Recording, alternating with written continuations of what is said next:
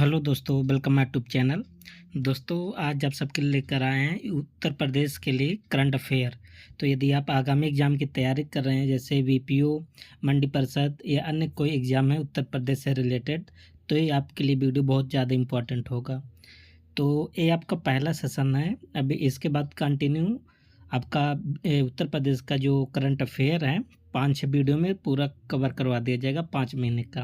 ये जो current affair आज आप सब देख रहे हैं, ये नवंबर 2024 से और 15 मार्च 2025 तक इसमें कवर किया गया।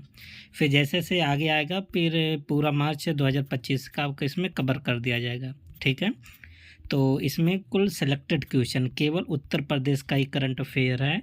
तो स्पेशल आप कह सकते हैं यूपी करंट अफेयर। ठीक है, तो आप सब सबसे पहले वीडियो को लाइक और चैनल को सब्सक्राइब कर लें और अपने दोस्तों के पास ज़रूर आप सब शेयर करें। ठीक है, चलते हैं। देखिए पहला क्वेश्चन क्या है कि 28 जनवरी से 14 फरवरी 2025 तक उत्तराखंड में आयोजित 38वें राष्ट्रीय खेलों में उत्तर प्रदेश के कितने खिलाड़ियों ने प्रतिभाग किया। तो सबसे पहले आपको पता होना चाहिए कि जो 38वां जो राष्ट्रीय खेल है कहाँ पर आयोजित किया गया, तो बताएंगे उत्तराखंड में, है ना। कब से कब तक? 28 जनवरी से 14 फरवरी तक। ठीक है, और इसमें उत्तर प्रदेश के कितने प्रतिभागी ने प्रतिभाग लिया था, तो 340, तो 340 खिलाड़ियों ने इसमें पार्टिसिपेट किया था।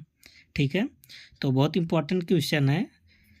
नेक्स्ट क्वेश्चन क्या है, क्वेश्चन नंबर 2 कह रहा कि 27 जनवरी 2025 को भारतीय महिला क्रिकेट टीम के खिलाड़ी, उनका नाम है दीप्ति शर्मा, को उत्तर प्रदेश के मुरादाबाद में पुलिस उपाध्यक्ष, जिसे बोलते हैं डीएसपी, नियुक्त किया गया।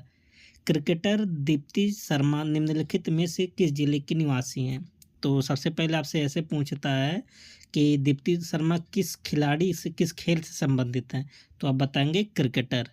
और इनको कहाँ का डीएसपी नियुक्त किया गया है? मुरादाबाद का। लेकिन ये जो रहने वाली है ना, कहाँ के रहने वाली हैं? सहारनपुर के रहने वाली हैं। ठीक है, और डीएसपी कहाँ बनाया गया इनको? मुरादाबाद में। और किस खेल से संबंधित है? क्रिकेटर खेल से। ठीक है, नेक्स्ट क्वेश्चन क्या है, देखिए स्टेटमेंट बेस्ड क्वेश्चन है। कह रहा कि 22 जनवरी 2025 को केंद्रीय संस्कृति एवं पर्यटन मंत्री गजेंद्र सिंह शेखावत ने इलाहाबाद संग्रहालय में लघु चित्रों पर आधारित भागवत प्रदर्शनी का शुभारंभ किया। बिल्कुल बात सही है ना। तो आप सबको एकदम लाइन टू लाइन याद कर लेना है। और उत्तर प्रदेश की राजधानी लखनऊ में जन्मे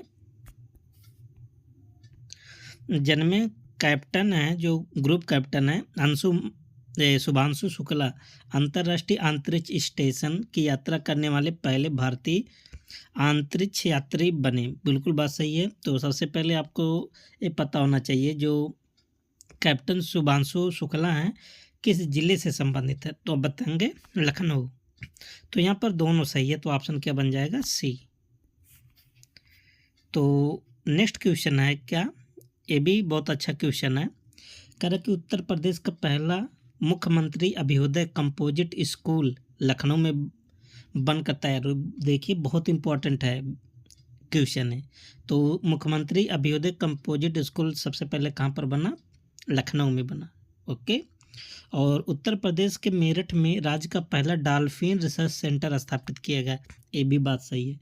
तो यहाँ भी दोनों बात से देखिए, ऐसे जो उत्तर प्रदेश का पहला है ना, बहुत इंपॉर्टेंट रहता है। ये भी देखिए पहला, ये भी क्वेश्चन पहला ही है यूपी का, और बहुत स्पेशल क्वेश्चन बन जाता है उत्तर प्रदेश के लिए।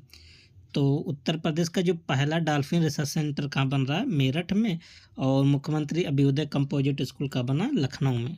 तो दोनों करेक्ट है। तो कौन सा ऑप्शन हो जाएगा? Option A. अच्छा, इसमें 3 स्टेटमेंट है ना, और तीसरा स्टेटमेंट देख लीजिए। उत्तर प्रदेश के प्रयागराज में भारतीय संविधान की अद्भुत ऑडियो विजुअल पर आधारित संविधान गैलरी का निर्माण किया गया, जिसका उद्घाटन 16 जनवरी 2025 को राज्य के वित्त एवं संसदीय कार्य मंत्री सुरेश खन्ना ने किया। बात सही है। तो ये भी बात सही। तो तीनों स्टेटमेंट सही है, बहुत इंपॉर्टेंट क्वेश्चन है। ठीक है, तो क्या हो जाएगा? सब सही है, उपयुक्त सभी।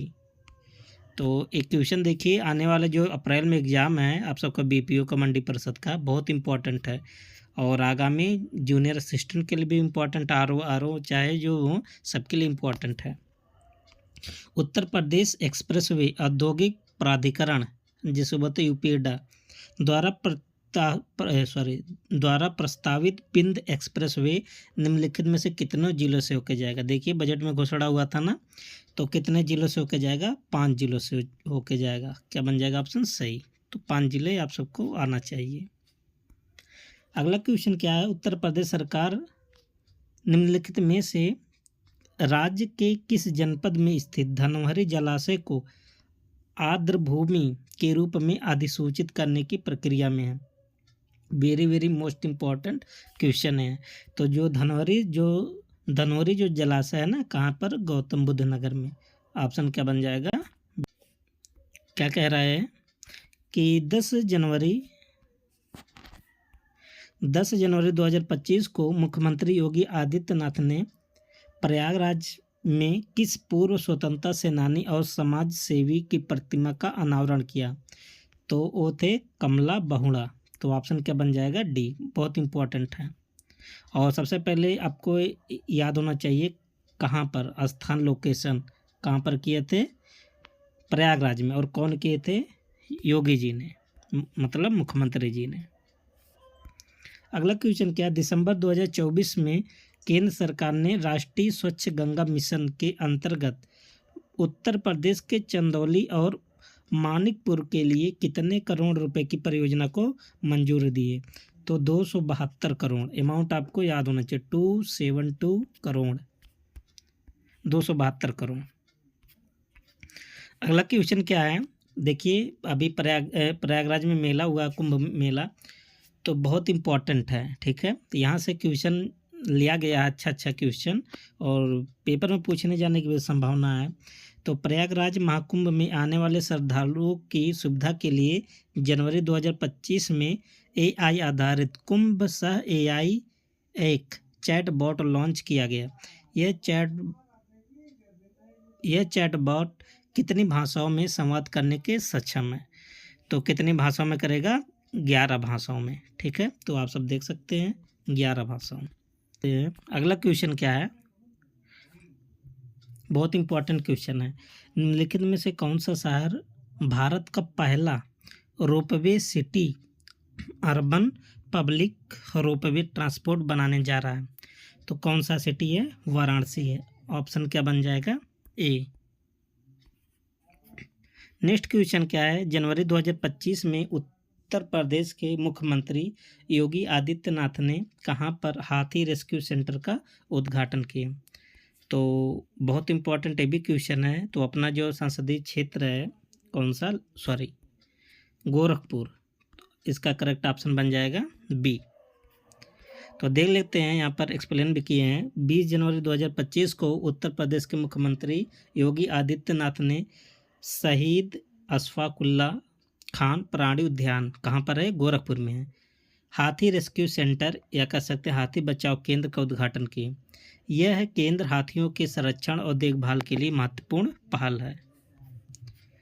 अगला क्वेश्चन क्या है कि हाल ही में राष्ट्रीय परिवार स्वास्थ्य सर्वेक्षण NFHS-6 द्वारा जारी आंकड़ों के अनुसार उत्तर प्रदेश में हर 4 व्यक्तियों में से एक व्यक्ति उच्च रक्तचाप, मतलब हाई ब्लड प्रेशर के खतरे में। बिल्कुल बात सही है ना।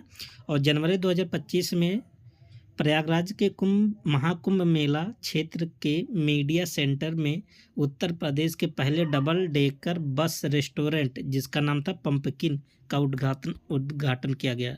बिल्कुल बात सही है। तो देखिए ये दोनों स्टेटमेंट सही है, ये जो दूसरा स्टेटमेंट है ना, बहुत इम्पोर्टेंट है।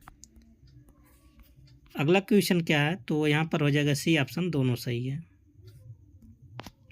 जनवरी 2025 में उत्तर प्रदेश सरकार ने निम्नलिखित में से किस शहर में सुपर स्पेशलिटी अस्पताल के निर्माण की घोषणा की। तो ये कहाँ पर बनेगा, सुपर स्पेशलिस्ट अस्पताल प्रयागराज में बनेगा, ठीक।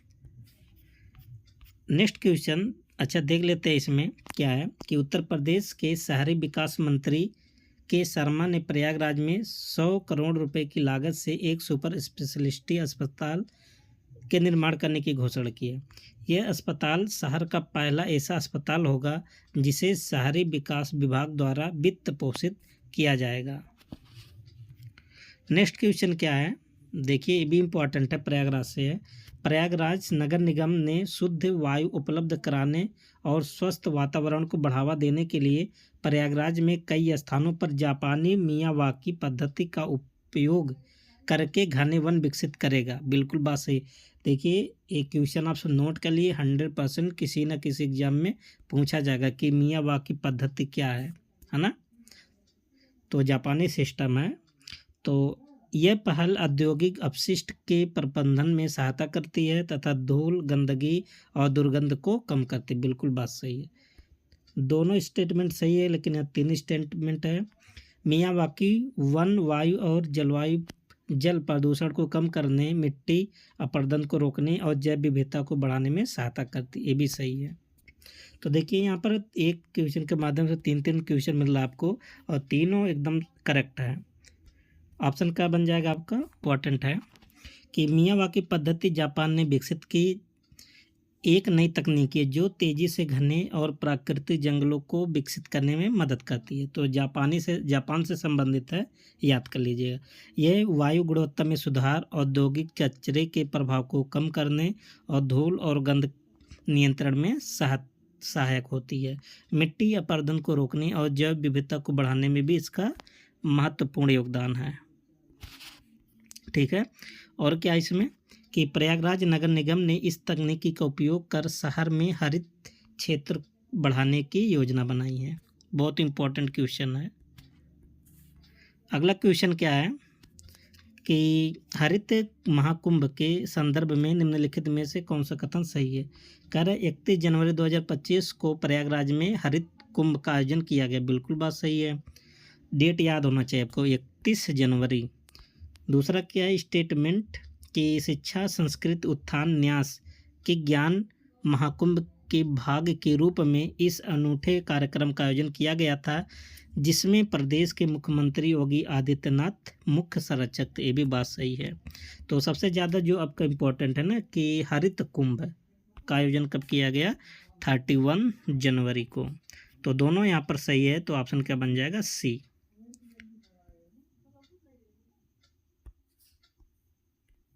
देख लेते हैं एक्सप्लेनेशन। हरित महाकुंभ एक पर्यावरण संरक्षण से जुड़ा प्रमुख आयोजन है जिसे 31 जनवरी 2025 को प्रयागराज में आयोजित किया गया। यह आयोजन शिक्षा, संस्कृति, उत्थान, न्यास द्वारा ज्ञान महाकुंभ के तहत किया गया था। उत्तर प्रदेश के मुख्यमंत्री योगी आदित्यनाथ इस आयोजन के मुख्य संरक्षक भी थे जो इसे राज्य में पर्यावरण जागरूकता और हरित पहल को बढ़ावा देने के लिए समर्थन देते हैं। नेक्स्ट क्वेश्चन कि जनवरी 2025 में प्रादेशिक सेना की किस नदी ने पुनरुद्धार और संरक्षण के लिए गंगा टास्क फोर्स जिसे बोलते हैं GTF के अंतर्गत एक नया सब टास्क फोर्स स्थापित करेगी। तो कौन सी नदी है, गोमती नदी। ठीक है, जो लखनऊ में बहती है। लखनऊ हो गया, जौनपुर हो गया, है ना। तो गंगा टास्क फोर्स पूरा नाम याद कर लीजिएगा के अंतर्गत गोमती नदी के पुनरुद्धार और संरक्षण के लिए एक नया सब टास्क फोर्स स्थापित किया गया। इसका औपचारिक स्थापना समारोह 1 जनवरी 2025 को लखनऊ छावनी में आयोजित किया गया। इस फोर्स का उद्देश्य गोमती नदी के पुनरुद्धार और स्वच्छ गंगा मिशन में योगदान देना है, मतलब दोनों के कवर करेगा। नेक्स्ट क्वेश्चन, उत्तर प्रदेश सरकार द्वारा प्रयागराज महाकुंभ 2025 में तीर्थ यात्रियों की संख्या पर नज़र रखने के लिए किन किन तकनीकों का उपयोग किया जा रहा है। देखिए सरकार ने कितनों तकनीकी किया है ना, और सबके सामने है ना कितना तकनीकी सरकार का काम किया है। AI कह रहा कि आर्टिफिशियल इंटेलिजेंस मतलब से लेस कैमरे, सरकार ने मेला से पहले ही घोषणा किया था इतने हज़ार AI कैमरा लगेगा, ये लगेगा वो लगेगा ना। Radio frequency identification wrist band, देखिए इसका पूरा नाम शायद अभी जो पेपर हुआ है यूपी त्रिपुरा का पूछा गया था।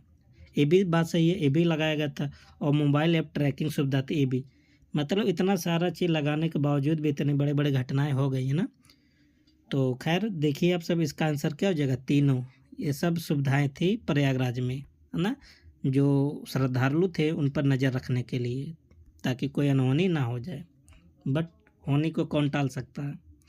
आर्टिफिशियल इंटेलिजेंस, एआई सक्षम कैमरे, ये तकनीकी भीड़ प्रबंधन और सुरक्षा को सुनिश्चित करने के लिए प्रयुक्त हो रही है। ठीक। RFID रिस्ट बैंड तीर्थयात्रियों की निगरानी और उनकी संख्या को ट्रैक करने के लिए रेडियो फ्रिक्वेंसी तकनीकी का उपयोग किया जा रहा है। मोबाइल ऐप ट्रैकिंग, इस तकनीकी के माध्यम से तीर्थयात्रियों की गतिविधियों पर नज़र रखी जा सकती है और उन्हें आवश्यक सूचनाएं प्रदान की जा सकती है।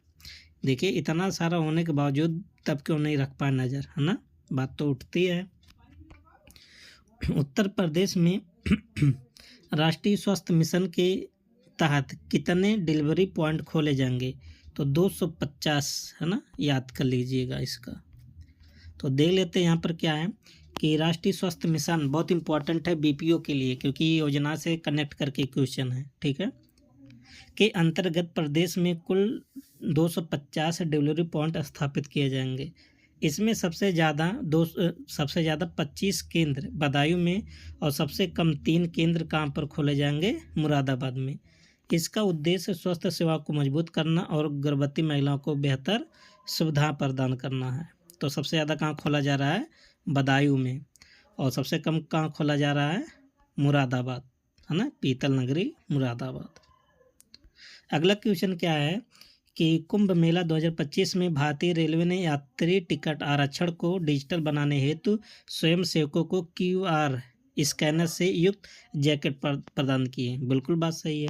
देखिए सरकार, मतलब रेलवे को पता था कि भीड़ होगा ना, तो उनके जो कर्मचारी थे ना, उनके जो टी-शर्ट था पीछे QR स्कैनर लगा दिए थे, ताकि कोई भी जिसको ट्रेन की टिकट की ज़रूरत है उसको स्कैन करे और अपने मोबाइल से तुरंत टिकट प्राप्त कर ले, है ना।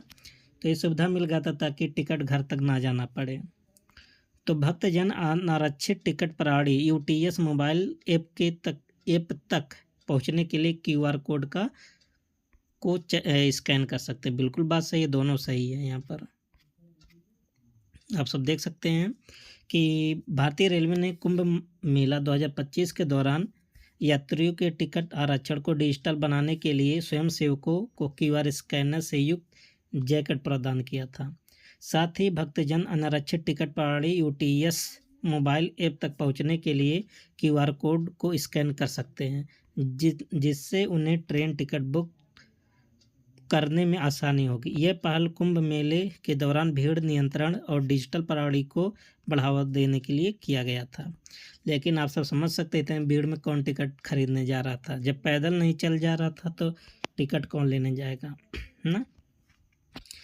10 से 25 फरवरी 2025 तक उत्तर प्रदेश के 45 ब्लॉकों में फाइलेरिया उन्मूलन के लिए मास ड्रग्स एडमिनिस्ट्रेशन अभियान चला गया। बिल्कुल बात सही, बहुत इंपॉर्टेंट है BPO के लिए, है ना। हाल ही में मिर्ज़ापुर UP की पहली डिजिटल नगर पालिका बनी, ये भी बहुत इंपॉर्टेंट है, बहुत इंपॉर्टेंट है। क्वेश्चन नंबर 2, फरवरी 2025 में मुख्यमंत्री योगी आदित्यनाथ को भारतीय उत्तराखंड गौरव सम्मान से अलंकृत किया गया। बिल्कुल बात सही है। देखिए जो सम्मान मिला था ना, आप ऐसा मत समझिएगा कि उत्तराखंड में मिला तो उत्तराखंड सरकार दिया होगा, नहीं, वहाँ की प्राइवेट संस्था ने दिया है योगी जी को। तो सब सही है, तो ऑप्शन क्या बन जाएगा, D। ठीक है, अगला क्वेश्चन क्या है, प्रयागराज महाकुंभ के दौरान गंगा और यमुना नदियों के पानी में किस बैक्टीरिया का काफ़ी स्तर बढ़ गया, तो कौन था, फेकल कोलीफॉर्म बैक्टीरिया, है ना। ऑप्शन क्या बन जाएगा, D। तो दोस्तों अभी इसमें क्वेश्चन बहुत है, ये आपका पार्ट 1 वीडियो है ना, इसके बाद दूसरे तीसरे दिन पे आता रहेगा। तो आप सब चैनल को सब्सक्राइब कर लीजिए, जिससे आप सबको वीडियो मिलता रहेगा। और 15 फरवरी 2025 को निम्नलिखित में से किसने उत्तर प्रदेश के प्रयागराज में स्थित उत्तर प्रदेश लोक सेवा आयोग परिसर में कल्प वृक्ष संग्रहालय का उद्घाटन किया। तो सबसे पहले ये आपसे पूछा जा सकता है कि कल्प वृक्ष संग्रहालय कहाँ पर है, तो आप बताएंगे प्रयागराज में। और 15 फरवरी को उद्घाटन कौन किए थे, जो लोकसभा अध्यक्ष है ओम बिरला जी, ठीक है। नेक्स्ट क्वेश्चन क्या है, 19 फरवरी 2025 को उत्तर प्रदेश के किस जिले में राज्य का पहला तेजस्वी किसान मार्ट का शुभारंभ किया गया? तो सोनभद्र जिला में। बहुत इंपॉर्टेंट क्वेश्चन है ये भी। दोस्तों जो इंपॉर्टेंट क्वेश्चन बता रहे हैं उसको आप बहुत ज़्यादा गौर कीजिएगा। और पीडीएफ के लिए आप सब होम पेज पर जाएंगे, वहाँ पर टेलीग्राम लिंक होगा, तो टेलीग्राम से जुड़ जाइए, वहाँ पर बहुत सारा पीडीएफ भी दिया जाता है। और देख सकते हैं यहाँ पर इसके बारे में कि उत्तर प्रदेश के सोनभद्र जिले के घोरावल तहसील स्थित इमलीपुर गांव में राज्य का पहला तेजस्वी किसान मार्ट खोला गया। देखिए इतना अंदर से नहीं पूछेगा कि कौन सा गांव है, लेकिन जिला तो पहुंच ही सकता है। निम्नलिखित में से उत्तर प्रदेश के किस अस्पताल में मरीजों को बेहतर इलाज मुहैया कराने के लिए रोबोटिक सर्जरी शुरू किया है? मतलब रोबोट के माध्यम से अब सर्जरी होगा। तो कौन है? अपना KGMU लखनऊ। ठीक है, तो देख लेते हैं इसमें क्या है, मेंशन किया गया है कि लखनऊ स्थित किंग जॉर्ज मेडिकल यूनिवर्सिटी, जिसे क्या बोलते हैं KGMU, में मरीजों के बेहतर इलाज के लिए रोबोटिक सर्जरी शुरू किया गया। यह तकनीकी सर्जरी को अधिक सटीक और प्रभावी बनाने में मदद करेगी। देखिए सब टेक्नोलॉजी आगे बढ़ रहा है। फरवरी 2025 में निम्नलिखित में से किस संस्थान ने फलों और सब्जियों को लंबे समय तक संरक्षित रखने के लिए एक नई सौर निर्जलीकरण तकनीकी प्रस्तुत किया? सबसे पहले देखिए सौर से संबंधित है ना, तो कौन किया था? एक ही तो अपना IIT है, वो भी कौन सा? कानपुर है ना, जो हमेशा सुर्खियाँ बनाए रखता है। तो देख लेते हैं कि IIT कानपुर ने एक नई सौर निर्जलीकरण तकनीकी विकसित की है, जिससे फल और सब्जियां बिना रासायनिक संरक्षक के लंबे समय तक सुरक्षित रह सकते हैं। यह तकनीकी किसानों को उनकी उपज को अधिक समय तक स्टोर करने में मदद करेगी, जिससे उनके उत्पाद की बर्बादी कम होगी और आर्थिक लाभ होगा। तो जायज़ बात है, अगर सब्जी खराब नहीं होगा तो किसानों को उसका फायदा होगा। उत्तर प्रदेश के किस जिले में 80 बीघा में औद्योगिक पार्क बनाया जाएगा या स्थापित किया जाएगा? तो कौन सा है? गाजीपुर जिला है। ऑप्शन क्या बन जाएगा? बी। उत्तर प्रदेश सरकार ने गाजीपुर जिले में 80 बीघा क्षेत्र में एक औद्योगिक पार्क स्थापित करने की योजना बनाया है। यह औद्योगिक पार्क से क्षेत्र में औद्योगिक विकास को बढ़ावा मिलेगा और जिससे नए नए लोगों को क्या मिलेगा? रोजगार मिलेगा। 15 फरवरी 2025 को वाराणसी में काशी तमिल संगमम के तीसरे चरण का उद्घाटन कौन किया? तो सबसे पहले बहुत इंपॉर्टेंट क्वेश्चन है, तो काशी जो संगमम का तीसरा संस्करण है, कौन सा संस्करण है? तीसरा। एक क्वेश्चन पूछ लेगा कौन सा संस्करण है, तो तीनों लोग थे शामिल, तो ऑप्शन क्या बन जाएगा? डी। योगी जी भी थे, धर्मेंद्र प्रधान थे जो शिक्षा मंत्री हैं, और डॉक्टर L. मुरुगन भी थे। देख लीजिए यहाँ पर 15 फरवरी 2025 को केंद्रीय शिक्षा मंत्री धर्मेंद्र प्रधान, उत्तर प्रदेश के मुख्यमंत्री योगी आदित्यनाथ और संसदीय कार्य राज्य मंत्री डॉक्टर L. मुरुगन ने संयुक्त रूप से काशी तमिल संगमम के तीसरे संस्करण, तीसरा है याद कर लीजिए, का उद्घाटन किया।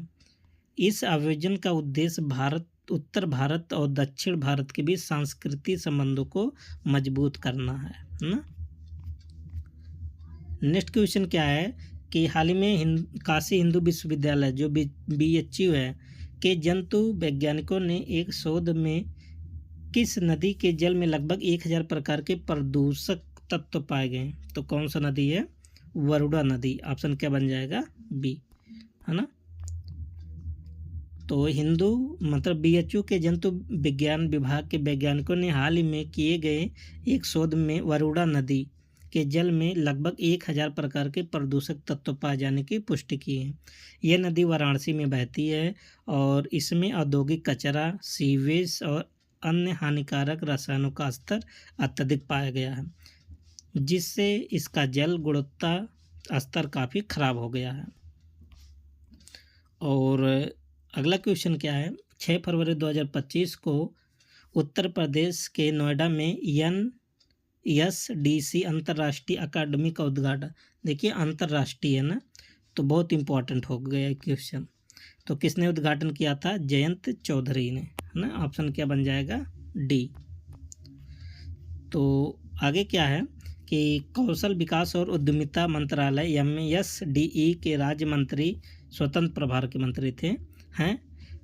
शिक्षा राज्य मंत्री श्री जयंत चौधरी ने उत्तर प्रदेश के ग्रेटर नोएडा में SDC अंतर्राष्ट्रीय अकादमी का उद्घाटन किया।